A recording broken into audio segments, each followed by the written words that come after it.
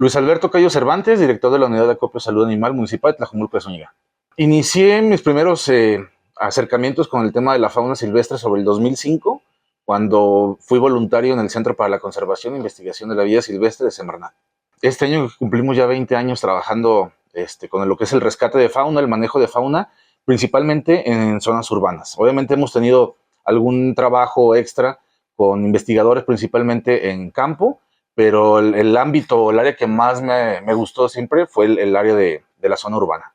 Mira, yo soy biólogo, soy egresado de la Universidad de Guadalajara, estudié sobre el año 2005-2010, fue cuando egresé, entonces mi alma mater es la Universidad de Guadalajara, el Centro Universitario de Ciencias Biológicas Agropecuarias. La unidad la fundamos en marzo del 2017, incluso este marzo del 2025 acabamos de cumplir los primeros 8 años de funcionamiento, y fue todo derivado de un reporte que hubo en aquella ocasión cuando yo todavía trabajaba en Semarnat, en el área de vida silvestre, que sale un jaguar aquí en el municipio, y pues bueno, tuvo que ser eliminado por los elementos de seguridad pública. Entonces, a partir de esa fecha, 2017, se genera esta unidad y es cuando empezamos a trabajar formalmente. Todo se remonta, desde chico tuve mucho contacto con animales. A mi papá le gustaban muchos animales, siempre hubo iguanas en la casa, hubo peces, hubo muchísimo tipo de cosas, y de ahí fue como generándome este gusto. A partir de eso, ya cuando entré a la secundaria, tuve una influencia muy buena con un maestro de biología. En aquel entonces no le llamaban biología a la clase, sino ciencias naturales. Y pues ver el reino animal, el reino de las plantas, el sistema solar, me empezó a gustar. No soy muy bueno con el tema de las matemáticas. Hasta hace poquito me di cuenta que pues tengo una condición de dislexia, entonces cuando hablamos de números mi cabeza empieza a funcionar de otra manera y no se me da mucho el poderlo aplicar, entonces empiezo a divagar mucho con ese tema, que fue lo que me orientó más el tema biológico y no el tema, en el caso de las matemáticas. Entonces fue un parteaguas la secundaria, luego en la prepa hacemos los exámenes para ver hacia qué área, en qué grupo te acomodan, y bueno, resulta que nuevamente se cargó la balanza de la parte de biológicas, por así decirlo, y no a las sociales humanidades.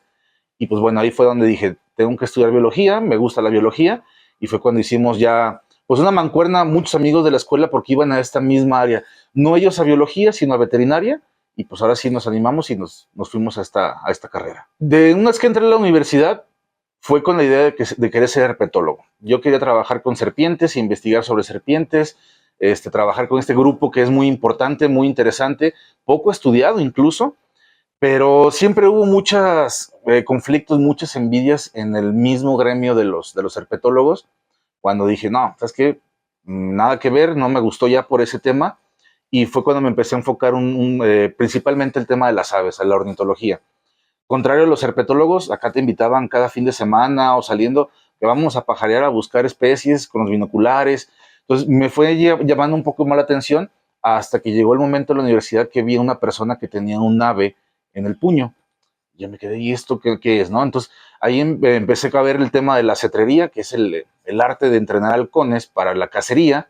Antes era subsistencia y cacería, y fue cuando dije, creo que me voy a enfocar más en el tema de las aves. Y bueno, mi grupo particular me gustan los halcones, el halcón peregrino es mi ave favorita. En cuanto a contacto, en cuanto a verlas, trabajar con ellas, las nocturnas, los búhos, las lechuzas también son de mis favoritas, pero si hacemos un top 5, empezaríamos por los halcones, después los búhos, las serpientes y los cocodrilos.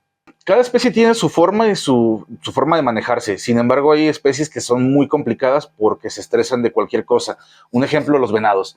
Un venado, cuando sale el reporte de un venado en la vía pública, un venado en un fraccionamiento, pues nuestros picos de estrés aumentan porque de por sí es una especie complicada. Si le pones más anestesia, se puede morir. Si le pones menos anestesia, se puede chocar y se puede matar. Si lo haces adecuadamente, se puede morir. Si lo haces de manera inadecuada, se va a morir. Entonces, siempre es muy complicado, muy complejo el manejar un venado. Ya nos ha tocado muchas veces aquí. Afortunadamente hemos tenido muy buenas experiencias con esos ejemplares y nos los hemos podido regresar. Pero sí, el venado es de la especie más complicada para mí y creo que para todo el equipo a la hora de manipular. Pero hay especies también peligrosas.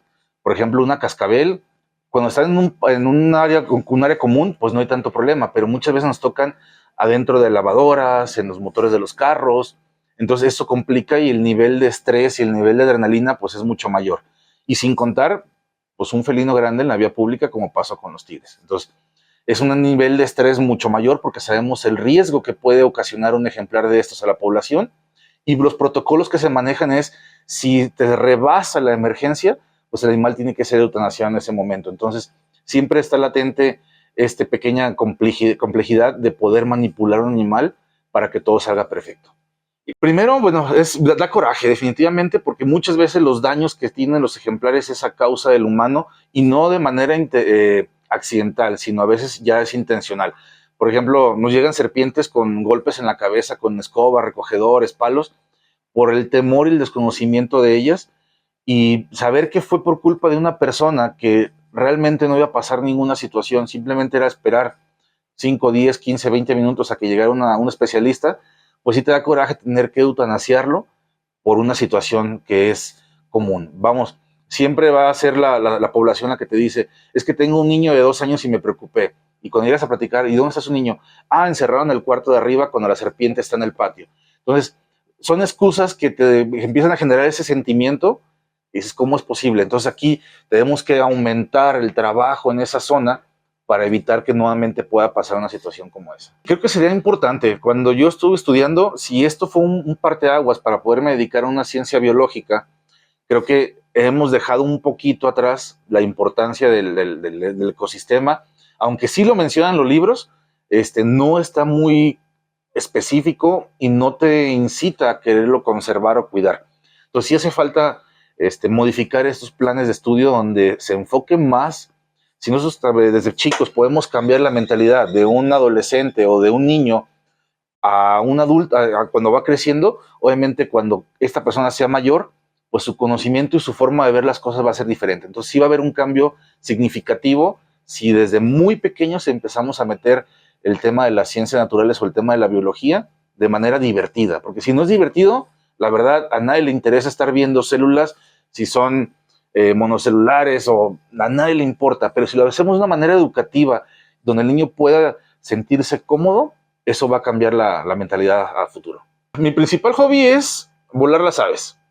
Por eso cuando aquí en el trabajo que hacemos en la unidad, cuando me toca ir a sacar a volar un ave, pues no lo veo como un trabajo, sino como una diversión. El hecho de poder agarrar un ejemplar que está lastimado, cambiarle las plumas por completo, entrenarlo, que te haga caso hasta ciertos puntos, y poder salir al Cerro Viejo, a la Primavera o al Valle, y poderlo estar volando, recuperándolo nuevamente y haciendo una sesión para al final liberarlo, o sea, eso es lo que más me gusta. Digo, esto lo llamamos cetrería, es un arte milenaria que se encarga, originalmente, hace miles de años, era capturar un ejemplar para entrenarlo y llevar la cena o la comida a la casa. Actualmente, pues ya no es como tal, ahora es con animales legales o animales de rescate, que es lo que utilizamos aquí. No para subsistencia de nosotros, sino para poderlos enseñar nuevamente a que puedan volar, o ya saben volar, pero perdieron la capacidad porque estuvieron en jaula. Entonces, es uno de mis principales hobbies. Otro es la pesca. Me encanta la pesca, tanto en kayak como de orilla, o incluso nos juntamos con los amigos a disque pescar y no pescamos nada, pero pues nos estamos divirtiendo. Y es un momento que me ayuda a despejar la mente de todo lo que conlleva el trabajo. Aquí es 24/7, entonces prácticamente es una bola de nieve que va aumentando y va creciendo y es difícil poder despejar la cabeza con otras cosas. Entonces la pesca, me gusta también el coleccionar piedras, me gusta coleccionar troncos, me echan mucha carrilla porque de repente llego a la casa con una piedrita, con un tronquito y ya les encuentro un lugar. Entonces son parte de mis hobbies, el coleccionar cosas que la misma naturaleza te va aventando y que no te explicas cómo llegan a tener esas formaciones. Y así los invito, pero tienen que gustar, no tienen que ser como una moda o no tienen que ser nomás porque quieras cambiar el mundo. Puedes hacerlo desde cualquier carrera, desde cualquier profesión, todas van a estar relacionadas. Vamos a hablar desde la arquitectura. Si haces un proyecto arquitectónico que sea amigable, realmente amigable con el medio ambiente y con las especies, pues ya tenemos un punto a favor en la conservación de estas. Por ejemplo, el caso más impactante que tuvimos semana, nos compartieron las fotos de una lechuza posiblemente que impactó en la estación del tren de Belénes y quedó en el vidrio plasmada la fotografía del ejemplar del golpe que se dio. No encontramos el ejemplar, no sabemos si pudo volar, si alguien se lo llevó o se murió, Pero si hablamos desde un punto de vista arquitectónico, el cómo hacer que esto funcione, estará bien. Así puede ser cualquier carrera, desde un abogado con el tema ambiental, desde un ingeniero civil con el tema ambiental. Entonces, no tienen que ser forzosamente estudiar biología o estudiar veterinaria, agronomía, para poder dejar esa huella o ese granito de arena, sino que tengas realmente esa necesidad de querer que el mundo gire de una manera diferente. Es un tema interesante. Todas las especies van a estar relacionadas una con la otra. Desde el que más nos gusta o más carismático, que así le vamos a llamar, por ejemplo, águila real, jaguar, tapir, incluso sus pandas, si hablamos de otras partes. Esas especies carismáticas requieren de una cadena mucho más abajo. La especie más insignificante, como por ejemplo un zancudo, un chapulín, es parte de esta cadena. Sin el chapulín no hubiera un ave, si el ave no hubiera una semilla que dispersar. Entonces todo va relacionado para que las especies mayores o más carismáticas puedan tener un ecosistema sano. Hay especies que definitivamente son molestas, especies que ni siquiera son de México y ahí están, que sí cumplen un papel importante y un papel también, por así decirlo, destructivo en nuestro ecosistema. Como por ejemplo, las cucarachas. Hay personas que odian las cucarachas, pero pues bueno, es un insecto que a nivel mundial se encuentra y que es la fuente de alimento de algunos otros. Por ejemplo, ahorita nos tocó ver un búho, un búho de los más pequeños, un tejolotito pigmeo, cazando cucarachas de la periplaneta americana, de esta que le llamamos patineta, que está alimentando a esa cucaracha. Entonces, sin esa cucaracha, ese búho tendría que buscar a lo mejor otra fuente, por ejemplo, un chapulín o una polilla, que ya muchas veces al fumigar las zonas urbanas ya no están presentes. Entonces, todos los animales y plantas es un eslabón tras un eslabón que nos va a ayudar a la conservación. Entonces, tenemos que ser congruentes y tiene que haber un equilibrio entre cuándo se convierte en una plaga y cuándo no va a ser una plaga. Una plaga es un tema, pues una palabra mal empleada cuando hablamos, por ejemplo, de los tordos, que muchas veces es que es una plaga de tordos que acaban con el cultivo de maíz o de sorgo. Pues sí, pero antes de que estuviera un cultivo de maíz y sorgo, pues era un ambiente diferente que mantenía una población limitada.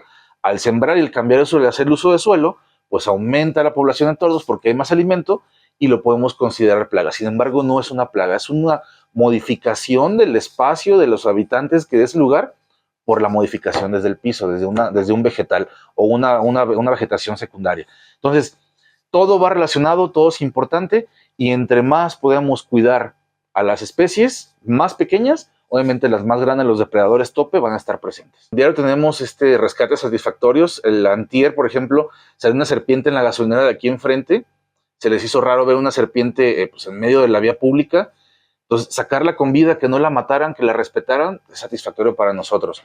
El poder agarrar, por ejemplo, una especie que está en peligro de extinción, poderla llevar de una manera adecuada aquí en cautiverio un tiempo limitado y poderla regresar nuevamente al sitio que corresponde, independientemente del lugar que sea, pues es muy satisfactorio no más para mí, sino para todo el equipo, el poder contribuir con esa especie en particular. Porque, bueno, la legislación te maneja diferentes categorías de protección, donde, por ejemplo, una garza, a lo mejor no está en una categoría de protección, pero sí un tigrillo.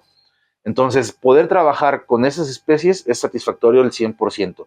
Incluso cuando ya no pueden regresar nuevamente a vida libre y se pueden canalizar a un proyecto de conservación, pues es satisfactorio. Entonces, creo que mientras que el animal sigue con vida dentro de las instalaciones, es satisfactorio para nosotros. Al principio me decían que estaba loco, que porque realmente me gustaba agarrar las serpientes y tener esto y el otro. Se han burlado muchísimas veces porque una vez me compró mi papá una rana y yo decía que esa rana no brincaba porque era una rana que era acuática completamente. Obviamente, pues sí salía a tomar aire, pero la rana se la pasaba en el fondo y yo cuando la armé su terrario, su pecerita, me decía mi mamá, se va a salir. No, esta rana no brinca. Pues pasó al día siguiente y la rana se salió de la pecera. Entonces me empezaron a echar mucha carrilla de muchos animales que llegaron a la casa de manera ilegal, que es algo que nunca entendí porque pues era chico. Era normal el poder ir a un tianguis y adquirir un halconcito, un cernícalo, un alicante, una chirronera, una serpiente de agua, hasta que no empiezas a meterte en este asunto. Llama a los animales, pero te das cuenta que la regaste durante la infancia. Pero pues bueno, sin esa infancia con animales, pues obviamente no hubiera tenido este desenlace de ahora trabajar en la conservación y tratar de enmendar el daño que me inculcó mi papá en ese momento. Entonces, sí ha sido muy complicado, es muy difícil el tema de la familia, porque los horarios no perdonan. Este, a mi madre a veces que una vez al mes o una vez cada mes y medio la puedo llegar a visitar por lo mismo, cuando salgo ya es muy tarde, cuando vengo es muy temprano.